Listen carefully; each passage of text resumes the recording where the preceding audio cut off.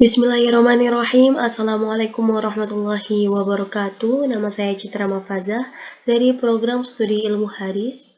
Di sini saya akan mempresentasikan hasil tugas akhir saya sebagai pengganti UAS mata kuliah ilmu ma'anil hadis. Langsung saja, di sini saya mendapatkan tema kepedulian sosial dengan redaksi hadis la yu'minu ahadukum hatta yuhibba li akhihi ma yuhibbu li nafsihi.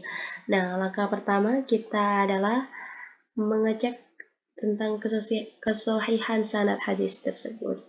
Nah, dengan cara mentakhrij hadis tersebut gunanya agar kita mengetahui hadis tersebut dikeluarkan oleh para mukharrij apa saja, dalam kitab apa saja.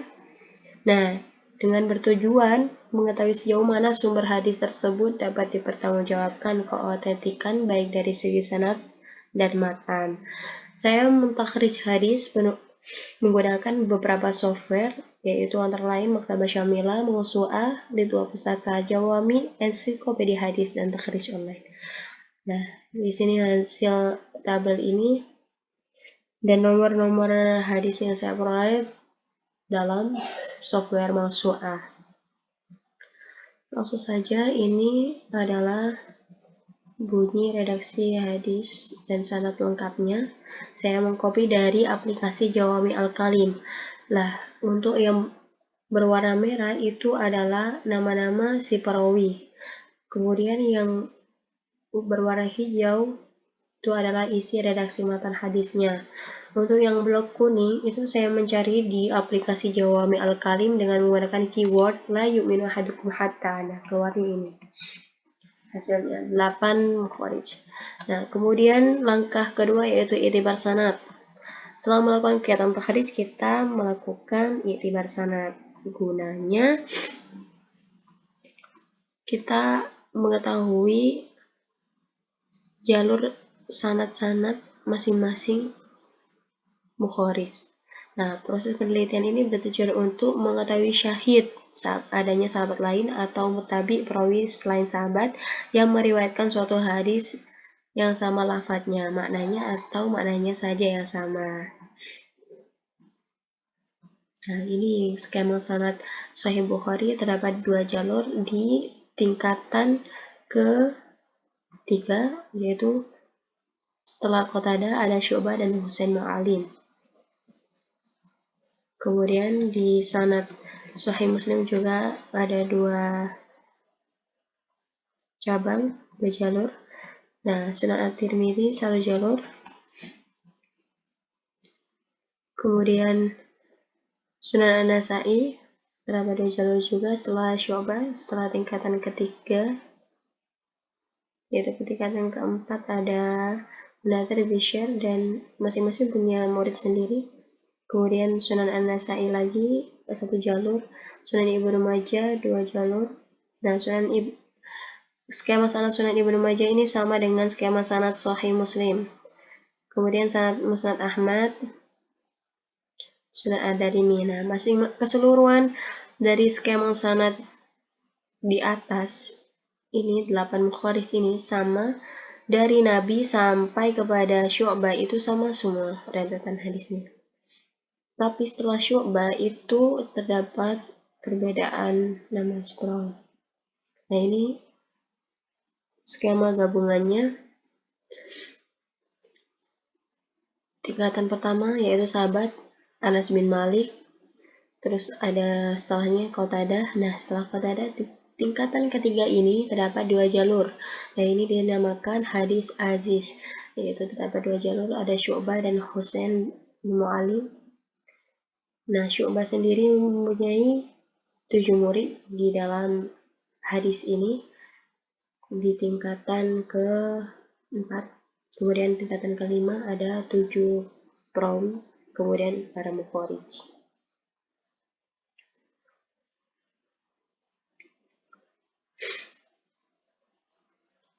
Nah, suatu hadis ini dikatakan sebagai fard mutlak apabila penyendirian rawi ditemukan pada aslu as-sanad, yaitu tabi'in saja atau seluruh sanad.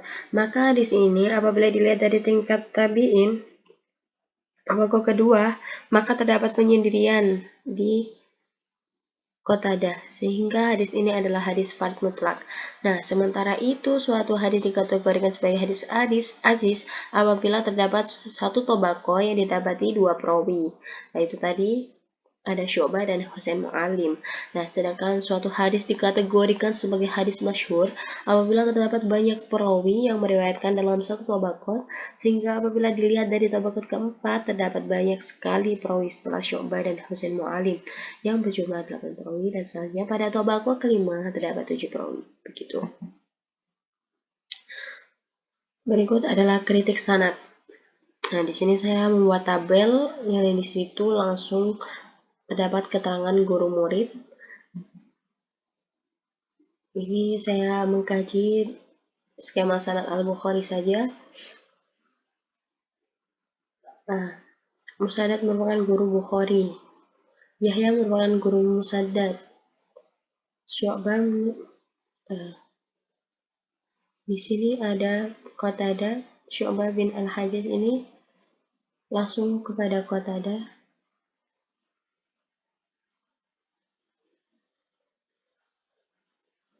Ini sudah jelas jika dilihat guru muridnya ini sanadnya bersambung.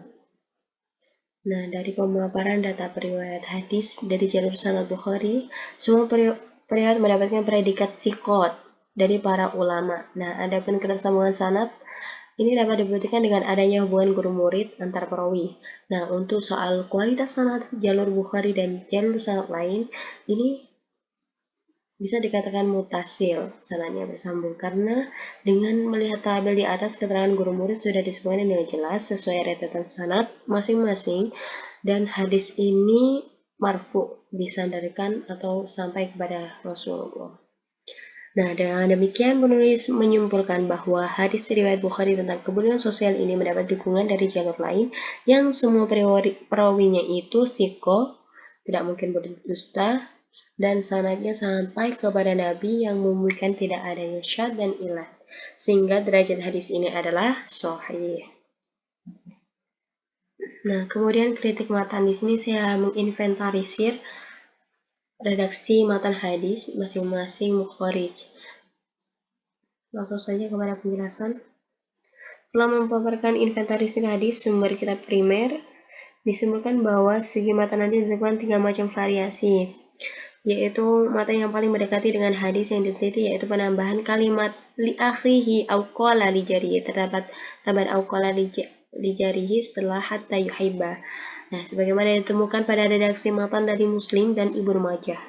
Nah, penambahan kalimat akhihi au li jarihi setelah hatta yuhibba sebagaimana ditemukan pada redaksi matan hadis dari Imam Ahmad, dan penambahan kalimat min khairi setelah dinafsi sebagaimana ditemukan pada redaksi matan dari An-Nasai. Nah, sedangkan redaksi matan hadis Imam Bukhari hadis An-Nasai nomor 4930 dan Ad-Darimi At-Tirmidzi persis sama dengan hadis yang diteliti. Nah, lafadz la yu'minu, tidak sempurna keimanan. Orang yang mengaku beriman pada redaksi hadis yang diriwayatkan Al-Mustamili menggunakan kata ahadukum, Muslim menggunakan kata ahad, sementara Ibnu Asakir, Muslim dan Abu Khair Salman menggunakan kata abdun. Nah, dalam hadis riwayat Ibnu Hibban dijelaskan la yubul abdu haqiqatul iman. Seorang tidak akan mencapai hakikat keimanannya, maksudnya adalah kesempurnaan iman. Nah, maksud dari kalimat la yu'minu ahadukum ini adalah kesempurnaan iman, yang artinya apa yang disebutkan setelah kalimat ini merupakan syarat kesempurnaan iman seseorang. Nah, jika sifat itu tidak ada pada diri seseorang, maka imannya tidak sempurna, bukan berarti ia tidak beriman alias kafir.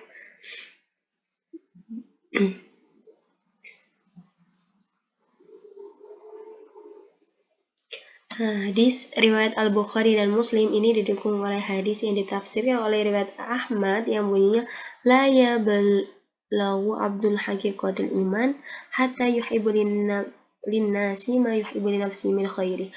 Tidaklah seorang hamba mencapai hakikat iman yang sesungguhnya sampai dia mencintai untuk manusia apa yang dia cintai untuk dirinya sendiri berupa kebaikan.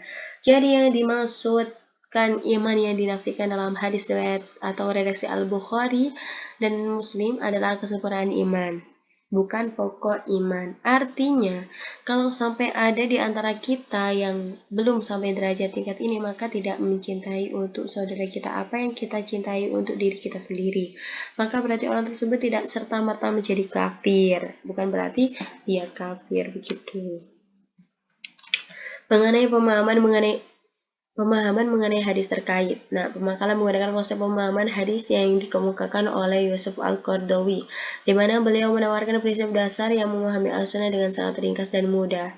Dan pemikirannya itu jalan tengah ya, moderat. Nah, pertama meneliti keautentikan atau menelusuri validitas hadis sesuai dengan acuan ilmiah yang ditetapkan oleh pakar hadis. Yang kedua dapat memahami nas yang berasal dari Nabi sesuai pengertian bahasa dan asbab wurudnya. Juga dikaitkan dengan nas Al-Quran dan sunnah yang lain. Nah, mengenai hadis tentang kesempurnaan iman hubungan antara sesama manusia telah dijelaskan dalam Al-Quran Al-Hujurat ayat 10 yang artinya sungguhnya orang-orang mukmin itu bersaudara, karena itu damaikanlah antara kedua saudaramu yang berselisih dan bertakwalah kepada Allah agar kamu dapat rahmat.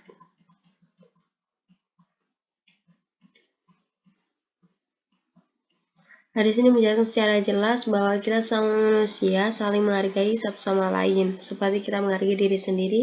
Al-Qurtubi rahimahullah menjelaskan pengertian persaudaraan yang dimaksudkan dalam sebuah hadis bahwa berusahalah kamu menjadi seperti saudara senasib dalam kasih sayang, tolong menolong, saling membantu, dan memberi nasihat. Dan standar pemahaman ukhuwah persaudaraan yang tidak sempurna imannya kecuali dengannya adalah yang dijelaskan oleh Rasulullah dalam sabdanya, yaitu demi zat yang diriku berada di tangannya, seseorang hamba tidak beriman yang sempurna sehingga ia mencintai untuk saudaranya sesuatu yang ia mencintai untuk dirinya sendiri dari kebaikan. Itu dari